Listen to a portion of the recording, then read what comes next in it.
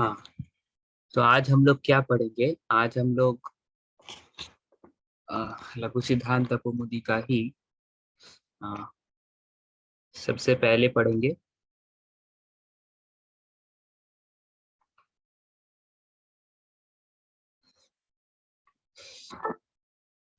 अत्संधौ अवंग आदेशः प्रकृति भावश्च। अत्संधि में एक अवंग आदेश हम लोग देखेंगे और प्रकृति भाव देखेंगे।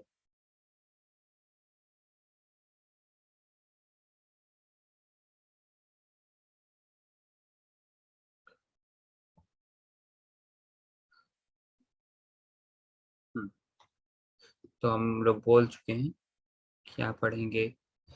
सब अवंग और प्रकृति भाव। तो वहाँ सबसे पहला सूत्र जो आज हम लोग पढ़ने जा रहे हैं,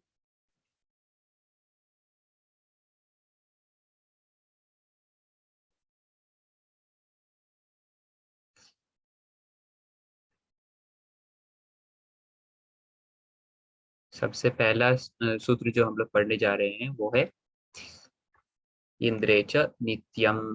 हम्म नित्यम नित्यम भी बोलना है। हाँ, इंद्रे च नित्यम। तो इंद्रे च नित्यम में क्या देखेंगे? हम लोग कैसे देखते हैं वही सब देखेंगे। सूत्र प्रकार देखेंगे, पदच्छेद, अधिकार, अनुवृत्ति, संपूर्ण सूत्रम एंड सूत्रार्थ। ठीक है। तो देखिए, इंद्रे च पहले हम लोग थोड़ा यहाँ विचार कर लेते हैं। देखिए, इंद्रे च इस सूत्र में टोटल 3 पद हैं। हम्म पहला पद है इंद्रे, दूसरा पद है च, तीसरा पद है नित्यम। ठीक है। तो ये सूत्र किस प्रकार का सूत्र है? ये सूत्र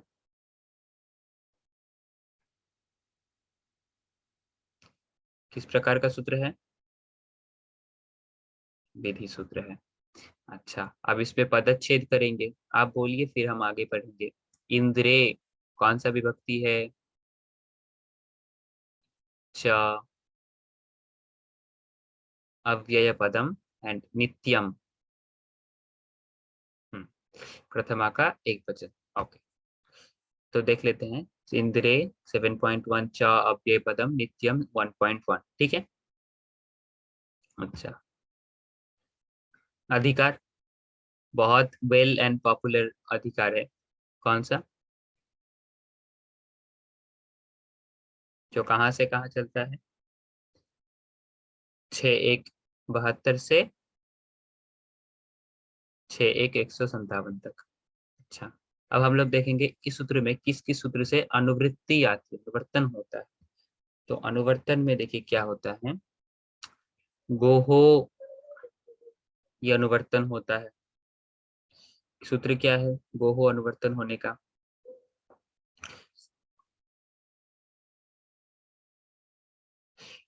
सर्वत्र विभाषा गोहो।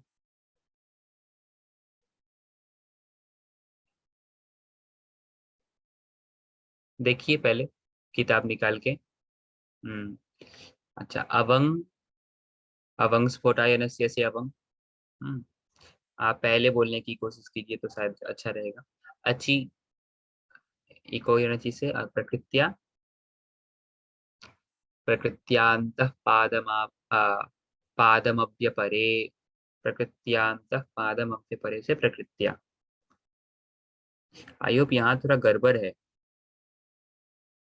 हम्म सूत्र संख्या में गड़बड़ी है क्या?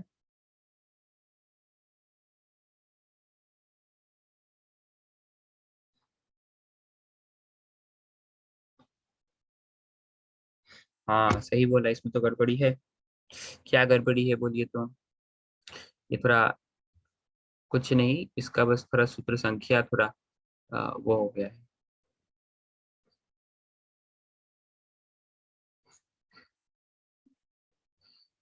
नहीं, ऐसा नहीं,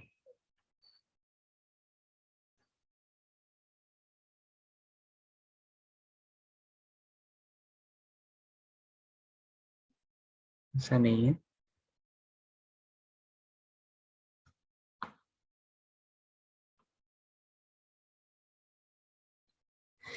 हम्म तो यहाँ जो है ना, प्रकृतिया जो पद है ना, वो अनुवर्तन हो क्या होगा, कारण क्या होगा बोलिए। यहाँ अनुवर्तन करने की आवश्यकता नहीं है। प्रकृतिया अनुवर्तन नहीं होगा। चर्चा नहीं है, लेकिन उसी के लाइन में आया है, बीच में पड़ गया है तो वहां लिया गया है। बट यदि कुछ है तो भाष्य में देखना है इसको। बट हम्म तो क्या क्या हुआ, सूत्र प्रकार हम लोग ये देख चुके हैं। संहितायाम में तो क्या क्या हो गया, गोहो अवम और अची देख पा रहे हैं। इसका संपूर्ण सूत्र क्या हो गया फिर, गोहो,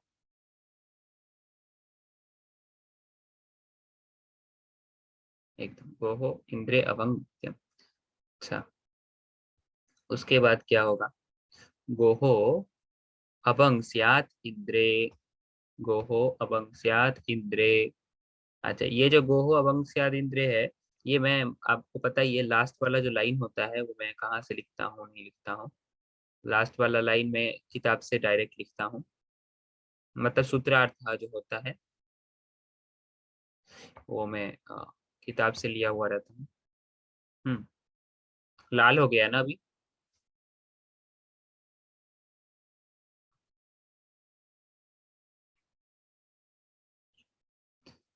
हाँ हाँ, मैं बस संधि को वो कर दिया हूँ, विच्छेद करके लिखा हूँ। तो क्या हो गया, गो हो अभंग से आदित्य है, तो इसको हम लोग समझ जाएंगे। गो का क्या हो जाएगा, अभंग आदेश हो जाएगा, जैसे अभंग स्फोटायनस्य में भी हुआ था। हम्म गो का अभंग हुआ था, बस वहां पे पदांत बोला था, यहाँ पदांत पदांत नहीं, यहाँ बोल रहा है गो का अभंग होगा इंद्र शब्द पर में रहने से। देखिए सप्तमी है, अभी अभी हम लोग विचार किए, तो जो सप्तमी होगा वो पर में चले जाए। तो क्या हो गया, अर्थ क्या हो गया, वो का क्या हो जाएगा, अभंग आदेश हो जाएगा कब, इंद्र शब्द पर में रहने से। नहीं नहीं, वो नहीं किया, हम लोग करेंगे उसको, हाँ एकदम। लेकिन यहाँ पे हाँ हाँ, पूछे पूछे गुरु जी से, तो क्या बोलेंगे गुरु जी।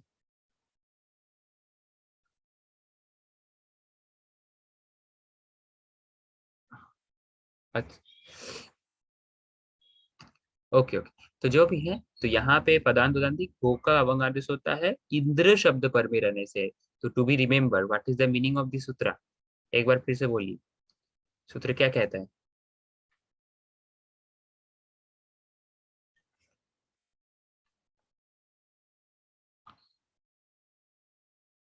हाँ, गो के ओ को अवंग आदेश हो जाएगा। ठीक है, गो के ओ को नहीं, ये सूत्र बोलते हैं गो का अवंग कर दे। अब वो किसके स्थान में होगा वो हमें कैसे पता चलता है, तो वो हमें पता चलता है निच से। नीचा क्या बोलता है कि नित, यदि अनेकाल भी हो, नकार का इत यदि हो, कोई आदेश यदि नकार का इत हो, तो अनेकाल होने से भी कोई फर्क नहीं पड़ता है। वो आ, अंतिम वाले वर्ण के स्थान पे ही आदेश होगा, ठीक है। यदि षष्ठी द्वारा निर्देश किया गया कोई आदेश हो, षष्ठी द्वारा निर्देश किया गया कोई आदेश हो, यदि नकार का इत हो वो, तो अनेकाल होने से भी अंतिम वर्ण के स्थान में ही आदेश होगा, इसीलिए गो का उकार के स्थान में आदेश होगा। ओके, चलिए अब हम लोग इसको पढ़ लिए, तो आगे बढ़ते हैं। देखिए वहां क्या उदाहरण है, गो प्लस इंद्र, यही उदाहरण है। तो आप बोलिए क्या होगा आगे।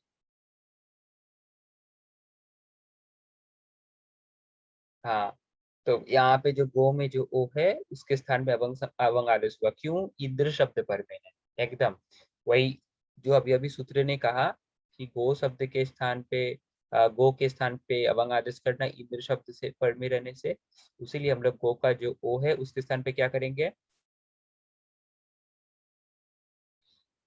क्या आदेश करेंगे, अवंग आदेश करेंगे। ठीक है, तो अवंग आदेश कर दिए, गो के ओ के स्थान पे क्या आदेश कर दिए, अवंग आदेश कर दिए। अच्छा, तो अवंग आदेश होने के बाद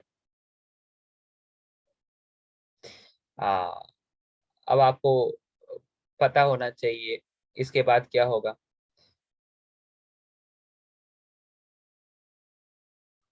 नकार का इत संज्ञा हो जाएगा, किस सूत्र से होगा?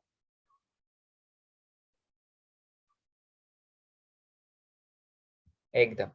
तो ककार का क्या हो जाएगा? इत संज्ञा हो जाएगा। नकार का इत संज्ञा हो जाएगा। अब लोग सूत्र क्या क्या लगाएं इसमें? टोटल में अभी तक क्या क्या सूत्र लगाएं? इंद्रे च, मैं नित्यम यहाँ नहीं लिखा, किताब में भी नहीं है। तो इंद्रे च, निच्च, क्योंकि यही बता दिया कैसे क्या करना है। हम्म, हाँ, तस्मृति निर्दिष्टे पूर्वस्य। उसके बाद लग गया हलन्त्यम। उसके बाद, हाँ वो तो सारे एकदम, वो लग गया, उसको मैं यहाँ लिखा नहीं हूँ। अब यहाँ देखिए, अब क्या होगा आगे? आगे क्या करना है?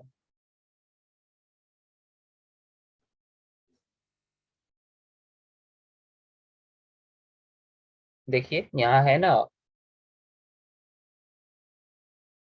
हम्म। ओ हो, यहाँ थोड़ा मिस्टेक हो गया। गो नहीं होगा ना, ग हलंत था ना।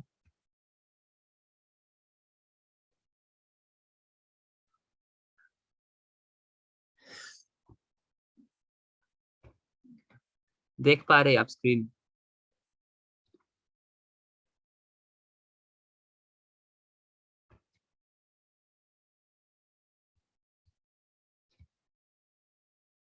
देखिए तो क्या क्या सूत्र लग गया वो हम लोग देख चुके हैं। हम्म। ऐसा है। अब दिख रहा है अब क्या है?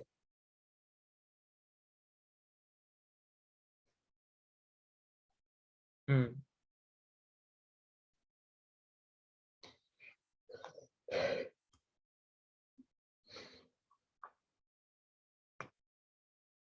हम्म। तो अ और ई के बीच में अभी गुण होने वाला है। तो अ और ई में गुण होके क्या हो जाएगा? ए हो जाएगा। हो गया। तो ए हो जाने के बाद जैसा है वैसे उतर जाएगा। गवेंद्र बन गया। गवेंद्र। मैं इज इक्वल टू नहीं दिया हूँ, आपको देना है। अच्छा। उसके बाद क्या क्या सूत्र लगा इसमें, हम लोग साधारण जानते ही हैं। बोलिए। वाह। नहीं, इसमें क्या क्या लगा वो बोलिए।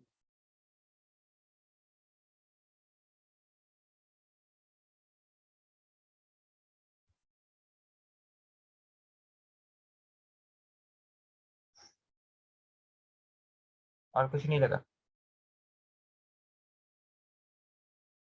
और कुछ नहीं?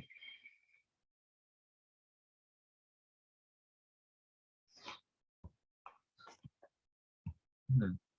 ठीक है। अच्छा। अब हम लोग क्या देखेंगे, ये हम लोग अवंग आदेश का जो पार्ट था वो हम लोग पढ़ लिए। तो इस पुस्तक में अवंग आदेश दो ही तो सूत्र से होता है। क्या क्या? एक होता है अभी के लिए, अभी तक जो आप पढ़े हैं। अभी तक जो आप पढ़े हैं अवंग आदेश, वो दो ही तो सूत्र है। एक है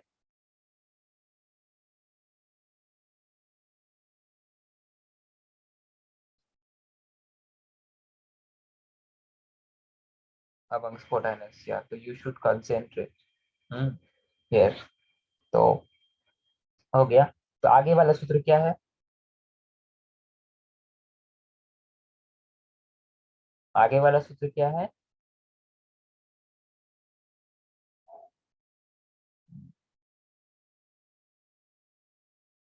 दुराधुतेचा। स्क्रीन पे देखिए। हाँ। दुराधुतेचा। तो दुराधुतेचा, तो इसमें भी हम लोग वही सब देखेंगे जो सब में देखते हैं। क्या क्या देखेंगे?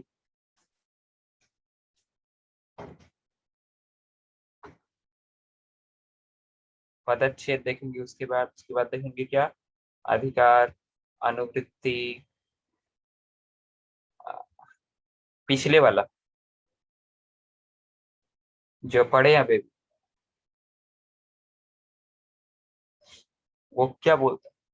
प्लुत विधान करता है वाक्य का टीका, तो इसलिए विधि ऊपर। तो सूत्र प्रकार है ये। हम्म। तो सूत्र प्रकार कौन सा, किस प्रकार का सूत्र है? तो देख लीजिए। विधि सूत्र है। हम्म।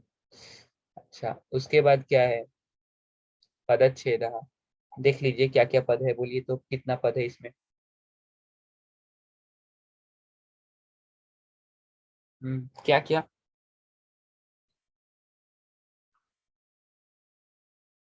एकदम। लेकिन यहाँ पे जो पद है, एक है दुरात, दूसरा है हूते। हूते। हूते, हाँ। दुरात हूते च। ये कैसे हुआ वो हम लोग हल संधि में देखेंगे। दुरात हूते च। दुरात मतलब दूर से।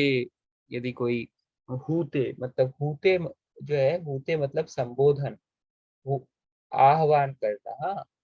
दूर से यदि कोई आपको बुलाता है, उसको हूते कहते हैं, अर्थात संबोधन। तो हूते अर्थात संबोधने। दूरात संबोधने च मतलब भी, दूर से संबोधन में भी होगा। च से अनुवर्तन करेंगे तो दूर से संबोधन करने पे क्या हो जाएगा? तो जो ऊपर हो रहा था वही होगा, होते हुए आ रहा था। वही दूर से संबोधन करने पे भी ऊपर से जो होते हुए आ रहा है वही होगा, जो भी अनुवर्तन आ रहा है। हम्म समझ रहे हैं? देखेंगे। देखिए, तो पदच्छेद क्या क्या हो गया? दुरात 5.1, हूते 7.1, च अव्यय पदम। ओ, यहाँ एक पौ छूट गया है।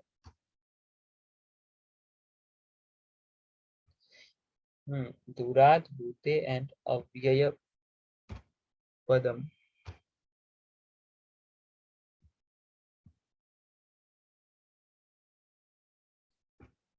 हाँ, अव्यय पदम। ठीक है। तो उसके बाद देखिए क्या हो गया। अधिकार। क्या क्या आएगा? बहुत ही इंटरेस्टिंग अधिकार है। जैसे ही आठवां पाद में जाता है ना, तो ये सब अधिकार चलते रहते हैं, मंडराते रहते हैं।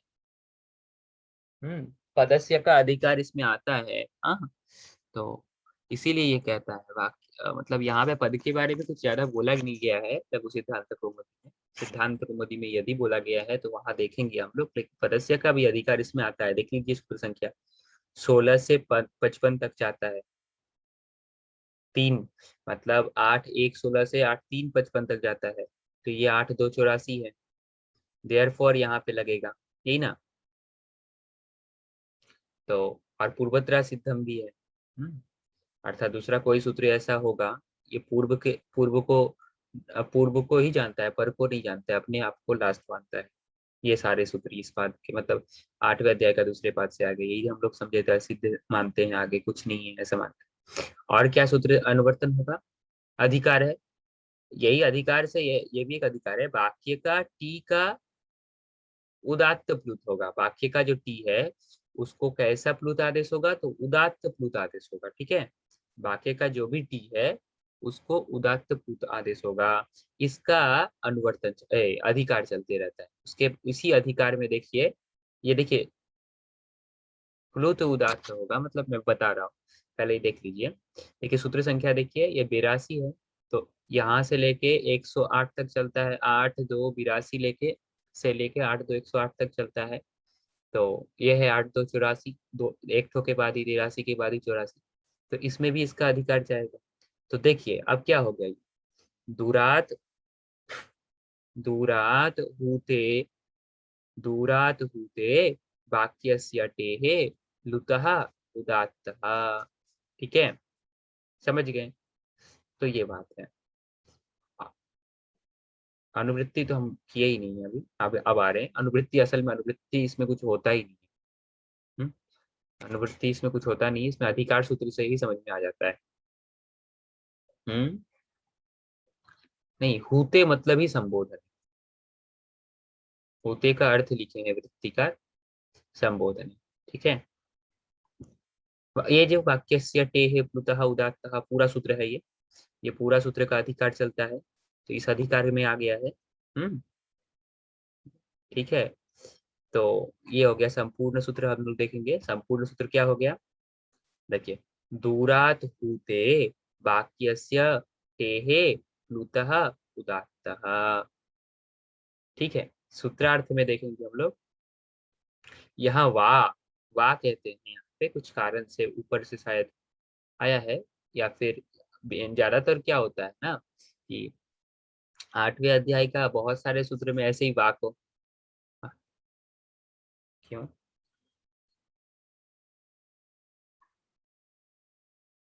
हाँ हाँ, तो यहाँ अवंग आदेश हुई ना, हम लोग कर रहे हैं अवंग का। तो हम मैंने दो ठो सूत्र बोल के बोला अभी तक के लिए, अभी यहीं पे थोड़ा सा रुकते हैं। अवंग आदेश मतलब अभी नहीं होगा अवंग आदेश। हाँ, तो हम लोग इससे पहले वाले सूत्र में लास्ट ही पढ़ लिए इंद्रेच अवंग आदेश वाला सूत्र। इसमें कोई अवंग आदेश नहीं हो रहा है, ठीक है, समझ रहे हैं। सोचने वाला बात हो गया, वही बात कह रहा हूं मैं। 8वें अध्याय में जो है ना, ज्यादातर जगहों पे ऐसा वाक ग्रहण कर लिया जाता है। तो पर फॉर योर काइंड इंफॉर्मेशन, मैं एक बार देख लेता हूँ कि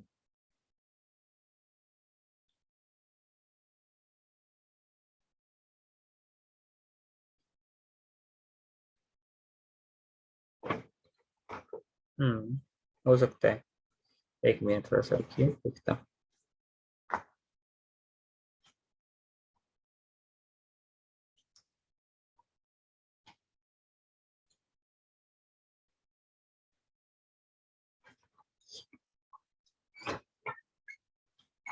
नहीं, यहाँ पे वा का वो नहीं आया है। ये वा शायद कोई भाष्य वचन से या फिर बोल सकते हैं लिया गया होगा, बट हम लोग अभी स्वीकार करते हैं यहाँ पे वाह क्यों हुआ है, कहाँ से हुआ है, भाष्य में जाके जानेंगे। लेकिन यहाँ पे अनुवर्तन नहीं है, क्योंकि अनुवर्तन देख ही रहे हैं, कुछ नहीं है, और अधिकार में कुछ वाह वाला बात है ही नहीं। ठीक है। तो और 8वें अध्याय में मैंने आपको बोला ना, 8वें अध्याय में कुछ ऐसा होता है, कभी कभी वाह लिया जाता है, क्योंकि मैं आपको बोला था 8वें अध्याय ज्यादातर दूसरे मुनियों के 8वें अध्याय के जो दूसरे पाद से साधारण साधारण, क्योंकि वो लोग अपने आप को अंतिम मानते हैं साधारण तौर पर। चलिए आगे बढ़ते हैं। तो हम लोग समझ गए हैं, क्या समझे इस सूत्र का अर्थ में। दूर से यदि दूरात संबोधने हो गया है ये, दिस इज नॉट संबोधने, दिस इज संबोधने। संबोधने होगा।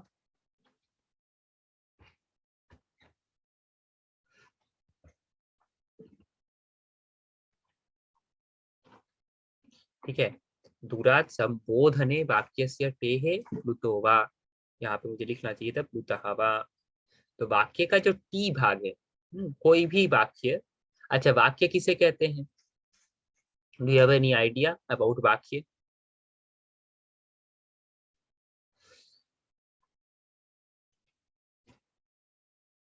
हाँ। ये साधारण तौर पे, लेकिन वैयाकरण कहते हैं एकतिंग वाक्यम। ए- एकतिंग वाक्यम। एकतिंग वाक्यम मतलब होता है, वाक्य मतलब वो होता है जिसमें एक भी शब्द यदि आप बोलते हैं, मतलब उसमें एक ना एक तिंग जरूर रहेगा। तिंग मतलब क्रियापद।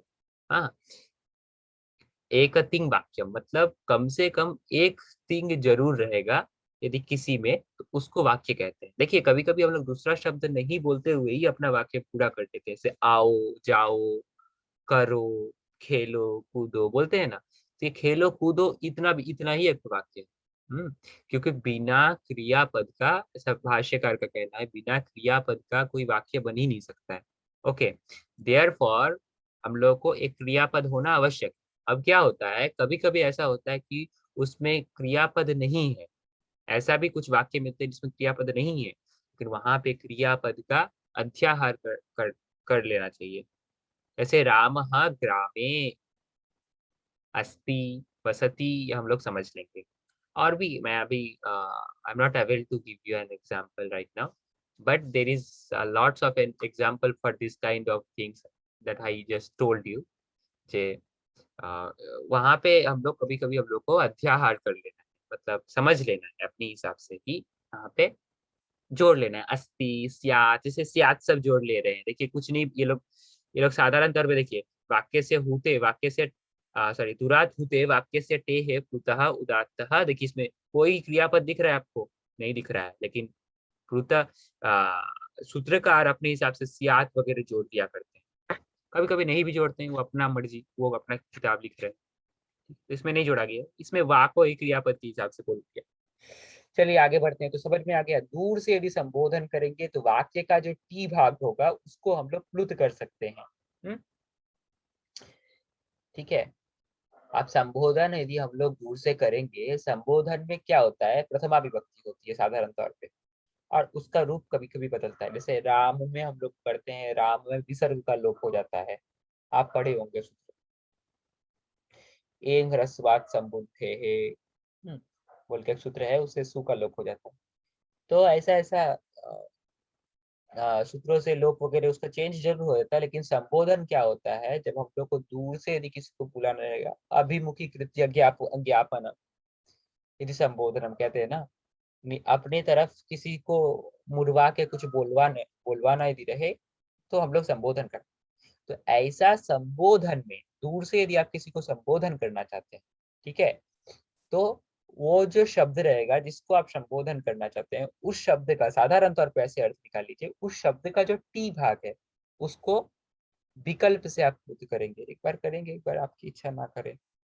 तो देखिए इसमें जो है ना, दूसरे सूत्रों में देखिए वाह विभाषा दिया रहता है, तो एक बार वाह करके एक बार होगा तो क्या होगा, नहीं होगा तो क्या होगा, ये भी दिया रहता है। तो इसमें देखिए एक ही तो दिया है, जैसे यहाँ पे क्या दिया है, देख रहे हैं आप क्या,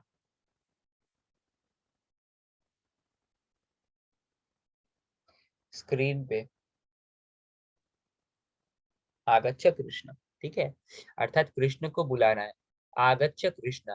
तो देखिए यहाँ पे जो कृष्ण है ये संबोधन में है, तो एक संबोधन में यदि दूर से किसी को आप संबोधन कर रहे हैं, हाँ, दूर से यदि आप किसी को संबोधन कर रहे हैं, तो जिसको संबोधन कर रहे हैं उसका जो टी भाग है, देखिए कृष्णा में टी भाग कौन है, ओ, देखिए हम उसको तोड़ देते हैं, देखिए आगच्छ कृष्णा, आ, ये है टी, हम्म, तो क्या हो जाएगा, इस टी का प्लुत हो जाएगा, कैसे होता है, ये देखिए इसका प्लुत हो गया, तो प्लुत कर दिए तो अब ये ऐसा हो गया, तो फिर उसके बाद क्या हो गया, आगच्छ कृष्णा, ऐसा हो गया, ठीक है। क्या क्या सूत्र लगा, दूरात भूते च, मेन सूत्र, दूर से संबोधन में जो वाक्य का टी भाग उसका प्लुत हो जाता है। अब ये प्लुत उदात्त क्या होता है, आपको ये यदि प्रश्न है, था भी थोड़ा देर पहले, प्लुत उदात्त क्या होता है, पहले हम लोग क्या करते हैं, ह्रस्व दीर्घ प्लुत करते हैं, हम्म, फिर उसका उदात्त अनुदात स्वरित करते हैं, तो प्लुत का भी उदात्त अनुदात स्वरित होता है। तो प्लुत का जो उदात्त अनुदात स्वरित होता है, उसमें जो उदात्त भाग है, यहाँ पे अ है, तो प्लुत, पहले तो प्लुत हम लोग क्या बोलेंगे, बोलेंगे, ठीक है। अब उदात्त अनुदात स्वरित में यदि जाएंगे, तो यदि हम लोग जोर से बोलते हैं ऊ को, तो वो हो गया ऊ, सॉरी, अ को जोर से बोलते हैं तो हो गया जोर का आवाज से बोलते हैं, ठीक है, तो हो गया थोड़ा जोर से बोल रहे हैं, आवाज यदि जोर से आ रहा है, शब्द यदि थोड़ा जोर से निकल रहा है, तो वो हो गया उदात। सब थोड़ा आस्ते बोल दिए कि मतलब एकदम आस्ते बोल रहे हैं, प्लुत तो रह रहा है लेकिन आस्ते बोल रहे हैं, तो हो गया अनुदात। और एकदम पूरा मीडियम में बोल रहे हैं तो वो हो गया स्वरित, ठीक है। तो ये हो गया उदात अनुदात स्वरित। इसमें जो उदात्त भाग है, अर्थात जिसमें हम लोग जोर से बोलते हैं, सोचिए ना, दूर से आप किसी को थोड़ी ना थोड़ा देर तक आप मतलब प्लुत में बोलेंगे और अनुदात में बोलेंगे या स्वरित में बोलेंगे, उसको सुनाई देगा, क्या बोल रहा हूँ, कुछ जा रहा है या नहीं जा रहा, नहीं समझ में आया ना। देखिए तो 18 प्रकार का होता है, ह्रस्व दीर्घ प्लुत होता है, फिर ह्रस्व दीर्घ प्लुत को हम लोग अपना अपना तीन तीन भाग में भाग करते हैं, उदात्त अनुदात स्वरित, उदात्त अनुदात स्वरित, उदात्त अनुदात स्वरित। आपको मैंने बताया था कि ह्रस्व उदात्त को कैसे बोलेंगे, उदात्त मतलब जोर से बोलने को उदात्त कहेंगे, धीरे बोलने को अनुदात कहेंगे, और मीडियम में बोलने को, आवाज यदि आपका मीडियम रहा तो उस समय आप आपको स्वरित बोलेंगे, तो आवाज के ऊपर डिपेंड करके उदात्त अनुदात स्वरित होता है। अब यदि ह्रस्व है, यदि ह्रस्व है तो हम लोग उसको बोलेंगे, दीर्घ है तो उसको हम लोग बोलेंगे ठीक। यदि प्लुत है तो उसको हम लोग बोलेंगे या ऐसा बोलेंगे, ठीक है, ही बोलते हैं, नहीं होता है प्लुत में। देखिए ना, कृष्णा हुआ, कृष्णा हुआ, क्या नहीं हुआ। साधारण तौर पे दूसरे देखिएगा, बहुत सारे व्याकरण क्या करते हैं, यहाँ लिख के तीन लिखते हैं, but this is not right, this is totally wrong, this is also right, because there is not a लिख के कभी तीन नहीं लिखना चाहिए, जो भी है। तो ये तीन देने का मतलब ये ह्रस्व भी नहीं है, दीर्घ भी नहीं है, क्योंकि ये ह्रस्व दीर्घ में क्या होता है, ह्रस्व में सिर्फ ऐसे लिखते हैं, दीर्घ में ऐसा दे देते हैं। ये प्लुत है इसलिए अ लिख के मैं तीन दिया, ठीक है। तो इस प्लुत में तीन भाग होता है। जोर से हम लोग थोड़ा देर तक खींच के बोलने को ही तो प्लुत कहते हैं ना। मतलब किसी भी चीज को आप थोड़ा देर तक, किसी भी वर्ण को, स्वर वर्ण को आप थोड़ा देर तक यदि बोलते हैं तो उसको प्लुत कहते हैं। जैसे थोड़ा देर तक बोले तो इसको प्लुत कहते हैं। मतलब कम, जिसको कहते हैं तीन मात्रा के साथ यदि आप बोलते हैं तो उसको प्लुत कहते हैं। एक मात्रा भवेद ह्रस्वो द्विमात्रा दीर्घ उच्यते त्रिमात्रस्तु प्लुतो ज्ञेयो। व्यंजनम चार्ध मात्रकम बोल के एक श्लोक है ना। तो उसमें कहता है ना कि त्रिमात्रस्तु प्लुतो ज्ञेयो, अर्थात तीन मात्रा से यदि बोलता है उसको प्लुत कहते हैं। तो तीन मात्रक जो प्लुत वो कैसा बोला जाएगा, बोलिए, उच्चारण करिए। हम्म। अब ये हो गया प्लुत। अब इस पे हम लोग आएंगे आवाज पे। यही जो आप खींच के बोले, ये यदि हम लोग बोलते समय आवाज को जोर गति में रखते हैं, थोड़ा ऊंचे आवाज में रखते हैं, तो वो हो गया उदात। तो, हाँ, ये हो गया उदात। और एकदम नीचे आवाज में रखते हैं तो वो हो गया अनुदात। और एकदम मीडियम आवाज में रखते हैं इसी को, तो वो हो गया स्वरित, ठीक है। तो आप सोचिए, दूर से आप किसी को बुला रहे हैं तो आप अनुदात में बोलेंगे या स्वरित में बोलेंगे तो उसको सुनाई देगा। इसीलिए पाणिनि बोले कि दूर से यदि आप किसी को बुला रहे हो तो वहां प्लुत आदेश करना, साथ में अनुदात उदात प्लुत आदेश करना। क्योंकि उदात प्लुत यदि आप आदेश नहीं करेंगे तो दूर से किसी को सुनाई देगा। हाँ, वही तो बात है। अब देखिए किताब में, देखिए उदात लिखा ही नहीं, प्लुतो वाह बोल दिया। प्लुतो वाह बोल दिया ना किताब में। ऐसा मत बोलिए। बहुत बड़ा पाप हो जाएगा मुझे। ठीक है। तो दुराधुते चलेगा और अचोन्त्य आदि टी टी भाग का हम लोग कर रहे हैं। टी भाग का हम लोग उदात्त प्लुत आदेश कर रहे हैं। इसीलिए यहाँ पे क्या हुआ, अचोन्त्य आदि टी लग गया, ठीक है। अच्छा, यहाँ पे मैं ब्रैकेट कुछ लिखा था क्या, नहीं लिखा था। चलिए, तो ये हो गया। चलिए आगे हम लोग पढ़ेंगे। हाँ। हाँ, और क्या लगेगा, दूर से संबोधन में हूँ, संबोधन में, अब संबोधन किसे कहते हैं। एक सूत्र वहां पे नहीं है संबोधन का, क्या है सूत्र वहां पे संबोधन का, पढ़े हैं आप। हम्म। ओह, ये औपश्लेषिक सप्तमी नहीं है, ये विषय सप्तमी, एक निर्दिष्ट करके बोल रहा है ना। तो ये यहाँ पे कुल मिला के, यहाँ पे आपका वो तस्वीर निर्दिष्ट वाला सप्तमी नहीं है, ये समझ लीजिए, तो यहाँ पे इसलिए नहीं लगेगा। ठीक है। चलिए, ये इसके बारे में मैं अच्छी तरीके से समझना चाहता हूँ कि क्यों नहीं लगता है, उसके बाद अच्छी तरीके से समझ के आपको बताऊंगा व्हाट्स द रियल रीजन क्यों नहीं लगता है, या फिर क्यों वैसे अर्थ नहीं लगाते हैं। क्योंकि देखिए ना, पर में कुछ रह रहा है, नहीं रह रहा है। तो क्या है आगे वाला सूत्र आप देख रहे हैं। अच्छा।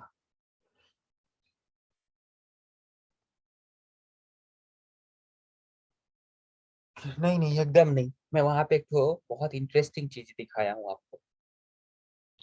देखिए,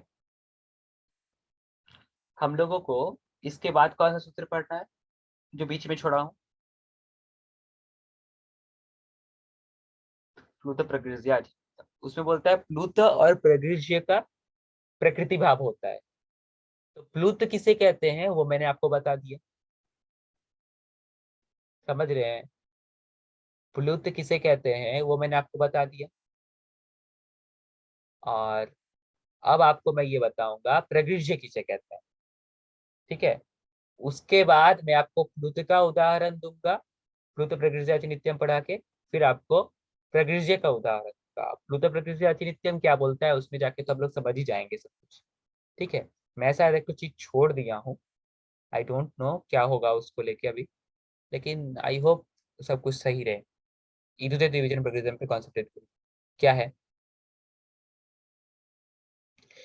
बोल रहा है ईदुदे द्विवचनम प्रकृत्यम। आप लोग देखेंगे ना अपने हिसाब से क्या क्या है, बोलते रहिए। सूत्र प्रकार, पदच्छेद, अधिकार, अनुवृत्ति, संपूर्ण सूत्र, सूत्रार्थ हम लोग क्रमानुसार देखेंगे। सूत्र प्रकार,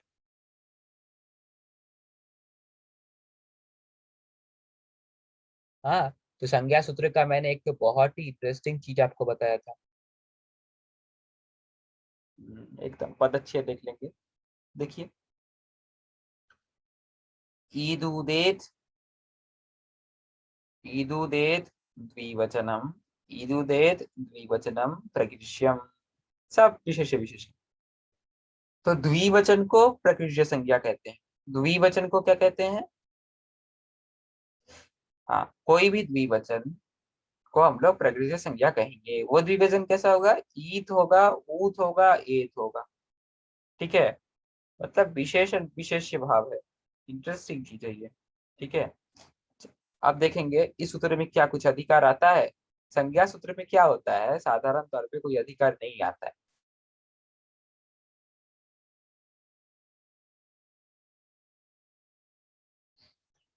हम्म, किताब खोले है ना, देखिए तो सूत्र संख्या सही दिया हूं मैं।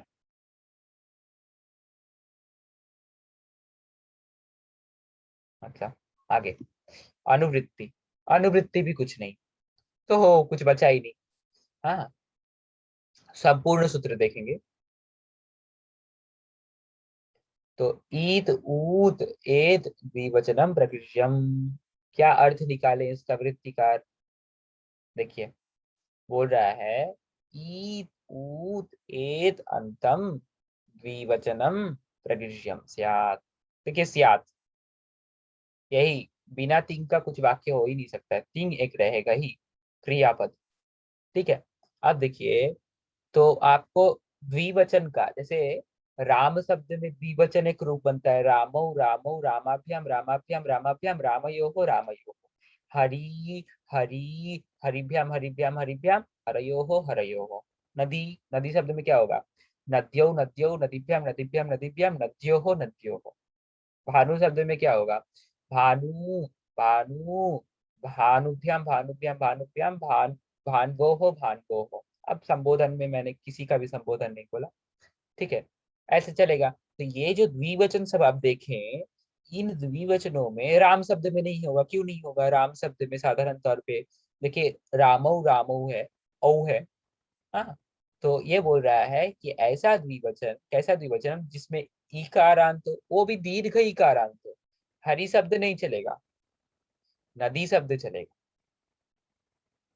अच्छा, एक मिनट एक मिनट, ऐसा नहीं, शब्द नहीं चले, शब्द चलेगा या नहीं चलेगा नहीं देखेंगे हम लोग। देखेंगे जिसका द्विवचन में, किसी भी शब्द का द्विवचन में दीर्घ इकारांत है या दीर्घ उकारांत है अथवा ए है, वो जो है ऐसा द्विवचन का प्रकृति संख्या है। देखिए हरि शब्द में क्या होता है, एक वचन में तो हरि में ह्रस्व होता है ना, लेकिन द्विवचन में क्या हो जाता है?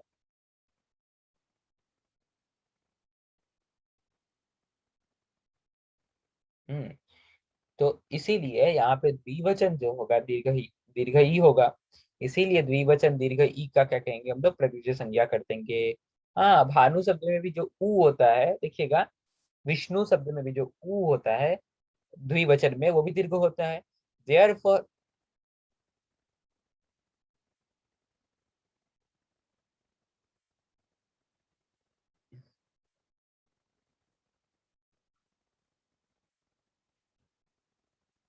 नहीं, द्विवचन का प्रकृति संज्ञा कह रहा है।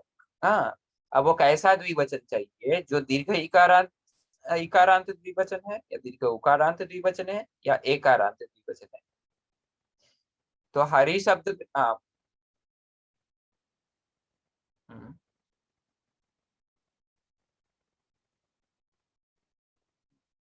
नहीं, अमी पूर्व तो अम पर भी रहने से कहता है, और वो तो एक वचन है। उफ, सूत्र में क्यों जा रहे हैं? ये तो सूत्र के लिए कह ही नहीं रहा है, ये तो शब्द रूपों के लिए कह रहा है। श... वचन किस में होते हैं? सूत्रों में होते हैं? नहीं होते हैं। शब्द रूप में वचन होते हैं। राम शब्द, हरि शब्द जो आप याद किए हैं, राम शब्द, हरि शब्द, विष्णु शब्द, ये सब जो शब्द हैं, इन शब्दों में वचन होते हैं। तो ये जो द्विवचन है इनके, इनके जो द्विवचन है, जिन शब्दों के द्विवचन दीर्घईकारांत है या दीर्घ उकारांत है या एकारांत है, हाँ, ऐसा द्विवचनों को प्रगृह्य कहते हैं। जैसे हरि हो गया, हरि तो ह्रस्व इकारांत शब्द है, लेकिन उसका द्विवचन में दीर्घ इकार है। देयरफॉर हरि का प्रगृह्य संज्ञा हो गया, विष्णु का प्रगृह्य संज्ञा हो गया। गंगे का प्रकृति देखिए, गंगा, गंगे, गंगा, ऐसे रूप चलता है। वो स्त्रीलिंग है, उससे क्या हो गया? गंगा शब्द या रमा शब्द का तो द्विवचन में ए होता है कि नहीं होता है? इसीलिए गंगे या रमे का भी प्रकृति संज्ञा हुआ। तो प्रकृति संज्ञा किसका किसका होगा?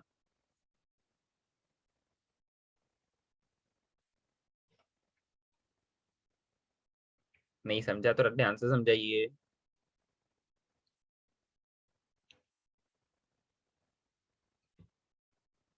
जैसे,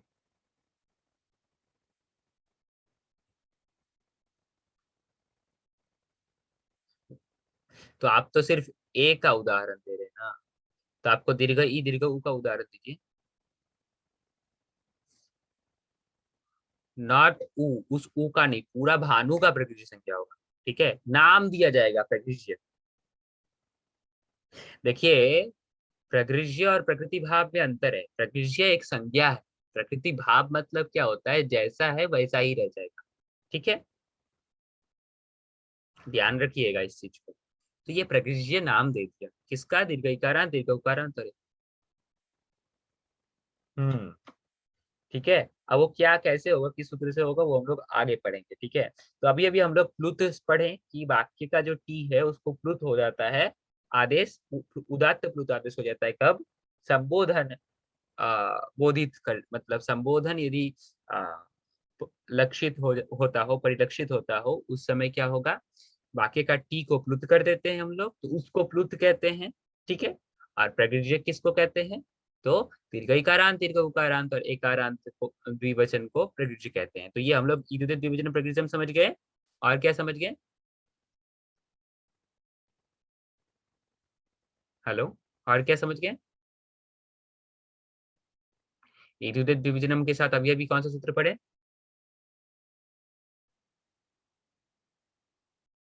धुराधुतेचा। तो धुराधुतेचा से हम लोग क्या समझ गए कि प्लुत किसको कहते हैं? प्लुत किसका होगा? वाक्य का टी को प्लुत हो जाता है। और यूनिट डिवीजन से क्या समझ लिए? प्रगृह्य किसे कहते हैं। ठीक है, और ये प्रगृह्य यहीं पे समाप्त नहीं है, अब इसका अनुवर्तन हो जाता है आगे वाले सूत्रों पे। तो आगे जो मैं विधि सूत्र बढ़ाने जा रहा हूँ, ये संज्ञा सूत्र था, इससे पहले वाला भी विधि सूत्र था। ठीक है, इससे पहले वाला विधि सूत्र था, ये संज्ञा सूत्र है। तो ये दोनों को हम लोग समझ करके अब आगे वाला सूत्र पे ये दोनों समझ हम लोग को हेल्प करेगा। ठीक है, और वो सूत्र पढ़ने के बाद जब हम लोग आगे बढ़ेंगे, वहां पे भी इस प्रगृह्य का अनुवर्तन होगा। तो वहां पे भी प्रगृह्य संज्ञा करने के बाद जो नियम आगे हम लोग जाएंगे, तो वहां पे आप समझ जाएंगे सब कुछ मिनट। ठीक। हम्म। आह, किस में अनुवर्तन होगा? नहीं, प्लूत प्रकृति में अनुवर्तन नहीं होगा। प्लूत प्रकृति अचिनित्यम जो है वो एक विधि सूत्र है। वो बोलता है प्रगृह्य का और प्लुत के बाद और प्रगृह्य के बाद अच रहने से, हाँ, प्लुत के बाद और प्रगृह्य के बाद अच रहने से प्रकृति भाव होता है। मैं आपको बता ही दिया क्या कहता है वो सूत्र। ठीक है, प्लुत के बाद और प्रगृह्य के बाद अच रहने से प्रकृति भाव होता है। ठीक है, अब क्या है? प्लुत क्या है और प्रगृह्य क्या है वो आपको जानना था। प्लुत क्या है वो आप समझ गए हैं, दुराधुतेच। अभी के लिए प्लुत क्या है समझ गए हैं। कहा, एक सूत्र आप पढ़ लिए हैं, प्लुत का आदेश होता है। हाँ, अब आप एक सूत्र पढ़ लिए, प्रगृह्य किसे कहते हैं? दीर्घ इकारांत, दीर्घ उकारांत और इकारांत को प्रगृह्य कहते हैं। ठीक है, तो आपको मैंने दोनों चीजों को बता दिया उस सूत्र में जो मौजूद है। अब जब वो सूत्र पढ़ेंगे तो आपको ये समझ आ जाएगा कौन सा प्लुत के बाद अच रहने से और कौन सा प्रगृह्य के बाद अच रहने से प्रकृति भाव होता है। ठीक है, तो देखिए, सूत्र क्या है? प्लुत प्रकृष्या अचिनित्यम। ठीक है, हम लोग ये सब समझ लेंगे, सूत्र प्रकार पदच्छेद ये। हाँ, तो हम लोग को सबसे पहले क्या देखना है, कैसे सूत्र प्रकार, तो ये एक विधान कर रहा है, प्रतिभाव विधान कर रहा है तो विधि सूत्र है। उसके बाद प्लुत प्रकृष्या क्या है, प्रथमा का बहुवचन। देखिए ये दो ही तो शब्द है, लेकिन बहुवचन में कैसे हुआ? असल में ये प्लुत के अंदर में बहुवचन छुपा है, इसके अंदर पे बहुवचन छुपा है, बहुवचन बहुवचन मिलके दो, ये शब्द भी रूप भी बहुवचन नहीं होगा, ऐसा ही समझ लीजिए अभी के लिए। ठीक है, तो प्लुत प्रकृष्या प्रथमा का क्या है, बहुवचन, अची। अची है क्या, बोलिए आप, अची क्या है?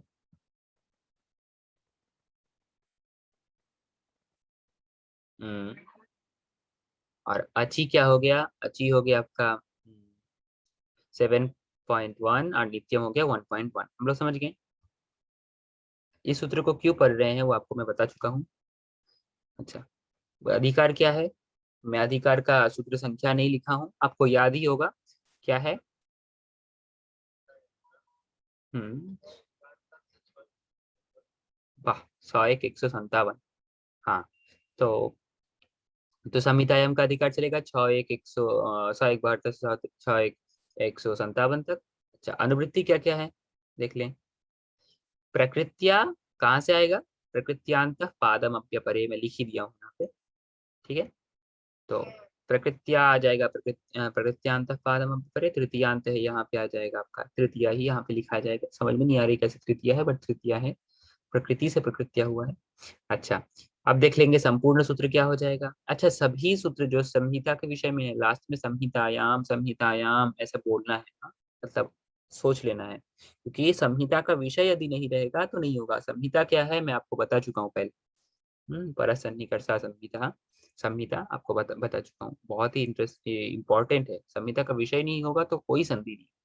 ठीक है, अच्छा, तो प्लुत प्रकृष्या अचिनित्यम, तो ये प्लुत प्रकृष्या अचिनित्यम प्रकृत्या, समझ गए। प्लुत प्रकृष्या, प्लुत और प्लुत और प्रकृति प्रकृष्य संज्ञक के बाद यदि क्या रहे, अच रहे तो प्रकृति भाव होता है। यहाँ देख, एते अचि प्रकृत्यास्यु, ये सब, और इन सब से पर में अच यदि रहे तो क्या हो जाएगा, प्रकृति। और यहाँ मैं लिख दिया हूँ, प्लुत शब्दाः प्रकृत्य संज्ञक शब्दाः च अच वर्णे परे प्रकृत्या भवन्ति। देखिए यहाँ पे कोई आदेश करना नहीं था, कुछ विधान करना नहीं था, आदेश नहीं करना था, बस एक विधान करना था, प्रकृति भाव बोलना था। इसीलिए देखिए इसको प्रथमा में बोला गया। देखें, इंटरेस्टिंग है ना कि नहीं? जैसे आप देखिए, और भी हम लोग कौन सा प्रकृति भाव का पढ़े थे सूत्र, पढ़े थे ना एक, सर्वत्र विभाषा को, वहां पे तो बोला भी गया है, सॉरी। लेकिन इस सूत्र में देख लीजिए, प्रकृति भाव जैसे आदेश नहीं है, इसीलिए इनके लोग कोई मतलब वो नहीं बोले अलग से, मतलब विभक्ति से नहीं दिए, तो प्रकृतिया अच्छी नित्यम प्रकृतिया, नित्य ही प्रकृति भाव होगा। इसमें कोई भी आप मतलब बोल सकते हैं कि अरे भाई अपना आदमी है, मत कराओ मत कराओ, ऐसा तो बोलते हैं ना कि कहीं किसी का सोर्स लगा करके हम लोग कभी कहीं फंस जाते हैं, तो भाई है मुझे बचा लो मुझे बचा लो, हम लोग अपने आदमी, जैसे डाकू पकड़ लिया तो हम लोग बोलते हैं अरे मेरे तो अपने आदमी, तो मुझे कुछ नहीं करोगे, मुझसे पैसा नहीं लेगा, ऐसा है। तो ये सब नहीं चलेगा यहाँ पे, कुछ नहीं, क्योंकि यहाँ पे नित्य ही प्रकृति भाव होगा। वही बोल दिया आकर के कोई मुनि ऋषि, नहीं मेरा भी मत मानो, मैं नित्य नहीं करूंगा, तो यहाँ पे पानी नहीं देखे कि सभी मुनियों का कहना है भाई नित्य ही करो। Therefore he is telling here the नित्यम, देयरफॉर नित्य ही होगा प्रकृति भाव कब, प्लुत शब्द और प्रकृति संज्ञक शब्द यदि अच वर्ण पर में रह के कहीं पे स्थित है, मतलब उनसे पर में अच वर्ण है, तो उस अवस्था में इन शब्दों का प्रकृति भाव होगा, अर्थात वहां आगे का कार्य नहीं चलेगा। ठीक है, अच्छा, एक मिनट।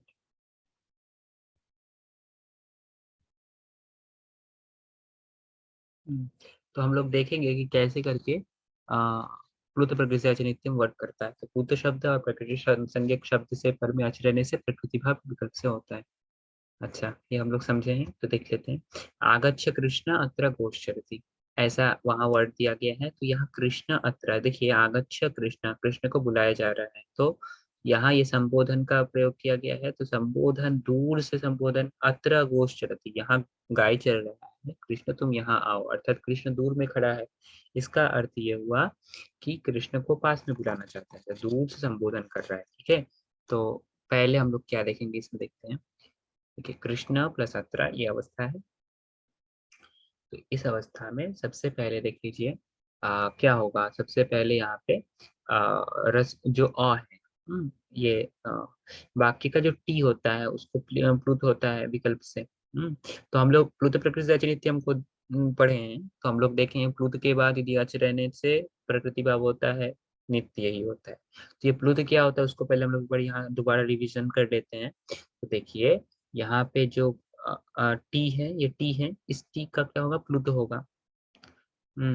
तो विकल्प से होगा, एक बार हो कर सकते नहीं भी कर सकते, फिर जब होगा तो क्या होगा, ये प्लुत हो जाएगा, प्लुत होते ही क्या हो जाएगा, कृष्णा अत्र, ऐसा हो गया। अच्छा, ये कृष्णा अत्र होने के बाद यहाँ पे अब देखिए क्या होता है, ये जो अ और अ है, मतलब ये जो प्लुत है चाहे जो है, देखिए अक का सवर्ण अच पर में है, अक है ये। प्लुत प्लुत अ जो है वो तो आकार का प्रभेद में आता है, अर्थात ये भी आपका अ, अवर्ण है, तो अवर्ण के बाद उसका सवर्ण अच है, तो अवर्ण के बाद उसके सवर्ण अच होने होने पर भी यहाँ पे अका सवर्ण दीर्घ लगने वाला था, इसीलिए पाणिनि सूत्र बनाए प्लुत प्रकृति आचरित्यम। प्लुत शब्द से पर में अच रहने से इसका प्रकृति भाव हो जाता है, और प्रकृति शब्द से पर में भी अच रहने से उसका प्रकृति भाव हो जाता है, वो हम लोग देखेंगे। पहले प्लुत वाला उदाहरण देख लेते हैं। देखिए कृष्णा अत्र, यहाँ पे ऐसा है कि अर्थात यहाँ पे अ और अ मिलके कृष्णात्र नहीं हुआ, क्योंकि दूर से संबोधन करना है, तो समझना है दूर से संबोधन करते समय वाक्य का टी का प्लुत हो जाता है, तब वो प्लुत के बाद यदि कोई अचा है तो उसका कुछ नहीं होगा, तो जैसा है वैसा ही रह जाएगा। यही हो गया प्रकृति भाव। सबसे क्या क्या सूत्र लगा यहाँ पे, सबसे पहले दुराध होते थे, दूर से संबोधन करने में वाक्य का टी का प्लुत हो गया। अच्छा, उसके बाद वाला सूत्र क्या गया, ठीक है, टी किसको कहते हैं, तो अचंत्य आदि टी, अचा मध्य जो अंत्य सह आदि तट त्रिसंगम से, जो अंत्य तदपि त्रिसंगम से, सह आदि तद्भाग अभी त्रिसंगम से। ओके। अच्छा, तो उसके बाद क्या होगा, दूराध होते थे अचंत्य आदि टी। आगे देखिए प्लुत प्रकृतिया अचि नित्यम, ये सूत्र है आगे आप देख पा रहे हैं। तो प्लुत प्रकृति आचि नित्यम से क्या हुआ, यहाँ पे प्रकृति भाव हो गया, सवर्ण दीर्घ होने वाला था तो बोल दिया नहीं, प्लुत से पर में और प्रकृति से पर में आचि रहने से प्रकृति भाव नित्य होता है। वहां प्रकृतिया कहाँ से आया, प्रकृत्यांत पादम मध्य परे से आया, ठीक है। तो ये बहुत ही इंटरेस्टिंग सूत्र था। चलिए अब हम लोग देख चुके हैं प्लुत के बाद अच रहने से प्रकृति भाव नित्य होता है। अच्छा, जब प्रकृति के बाद अच रहेगा तो क्या होगा वो हम लोग देखेंगे। अच्छा, इसके साथ साथ अची के लिए 10 मिनट निर्दिष्ट पूर्व से लग गया। देखिए यहाँ देखिए हम लोग पढ़े थे ई दूधे द्विवचनम प्रकृष्यम, दीर्घ इकारांत दीर्घ उकारांत और एकारांत जो द्विवचन है उसको प्रकृष्य कहते हैं। तो देखिए यहाँ हरि ये तो ये हरि जो है द्विवचन है, हरि शब्द का, तो इसका इसको हम लोग प्रकृष्य संज्ञा कर देंगे। तो प्रकृष्य संज्ञा करने से क्या हुआ, इसका प्रकृष्य संज्ञा हो गया। प्रकृष्य के बाद यदि अच रहे तो क्या होता है, नित्य प्रकृति भाव होता है। तो प्रकृति भाव होता है इसलिए हरि एतौ, ऐसा ही रह जाएगा, कुछ नहीं होगा। यहाँ पे सूत्र क्या लगा, इति द्विविजनम प्रकृतियम से हम लोग क्या किए, इसका प्रकृति संज्ञा कर दिए। उसके बाद पूत प्रकृति नित्यम से हम लोग क्या किए, यहाँ पे प्रकृति भाव कर दिए, अर्थात जो ई और ए मिलके यहाँ ई के स्थान पे या हो जाने वाला था, ई को से वो कार्य नहीं हुआ। तो ये हो गया पूत प्रकृति नित्यम। ठीक है, एकदम क्लियर।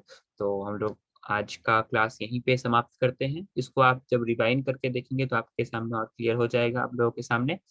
तो मैं मंगल श्लोक करके अभी यहाँ पे विराम करता हूँ। नत्वा सरस्वती देवीं शुद्धां पुण्यं करोम्यहं पाणिनि प्रवेशाय गुरु सिद्धांत कौमुदीं गुरु ब्रह्मा गुरु विष्णु गुरुदेवो महेश्वर गुरु साक्षात् परब्रह्म तस्मै श्री गुरवे नमः। जी नमस्कार।